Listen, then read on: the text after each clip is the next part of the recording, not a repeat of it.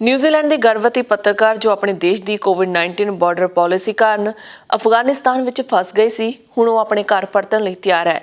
महिला पत्रकार ने कहा कि आखिरकार उस सरकार वालों उसनूं वापसी का रास्ता दिते जाण दे बाद अपने घर परत सकेगी। इस तो पहला न्यूजीलैंड के अधिकारी ने जोर दे के कहा सी कि शार्लट बेलिस नूं देश के क्वारंटीन होटल विच एक स्पॉट लई दोबारा अपलाई करन दी लोड़ है। न्यूजीलैंड के डिप्टी प्रधानमंत्री ग्रांट रॉबर्टसन ने कहा कि बेलिस नूं एक कमरे ਲਈ वाउचर की पेशकश की गई है। गर्भवती पत्रकार बेलिस ने कहा कि मैं अपनी बच्ची के जन्म ਲਈ मार्च की शुरुआत 'ਚ अपने देश न्यूजीलैंड परतांगी। ਅਸੀਂ घर परतन ਅਤੇ ਇੱਥੇ ਖਾਸ ਸਮੇਂ ਵਿੱਚ ਆਪਣੇ ਦੋਸਤਾਂ ਅਤੇ ਪਰਿਵਾਰਾਂ ਨਾਲ ਮਿਲਣ ਲਈ ਬਹੁਤ ਉਤਸ਼ਾਹਿਤ ਹਾਂ। ਜ਼ਿਕਰਯੋਗ ਹੈ ਕਿ ਬੇਲਿਸ ਦਾ ਮਾਮਲਾ ਇੱਕ ਅੰਤਰਰਾਸ਼ਟਰੀ ਵਿਸ਼ਾ ਬਣ ਗਿਆ ਹੈ, ਜਿਸ ਕਾਰਨ ਨਿਊਜ਼ੀਲੈਂਡ ਸਰਕਾਰ ਨੂੰ ਆਲੋਚਨਾਵਾਂ ਦਾ ਸਾਹਮਣਾ ਵੀ ਕਰਨਾ ਪਿਆ।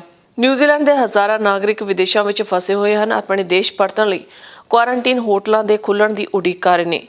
बेलिस ने कहा कि न्यूजीलैंड वासियों को उन्होंने समर्थन लई धन्यवाद देना चाहती है। उन्होंने कहा कि सरकार नूं सीमा निरंतरण का कोई उपाय लभण लई चुनौती देना जारी रखेगी। ਐਤਵਾਰ ਨੂੰ उन्होंने दस्सिया कि हर दिन एक लड़ाई लड़ रही सी।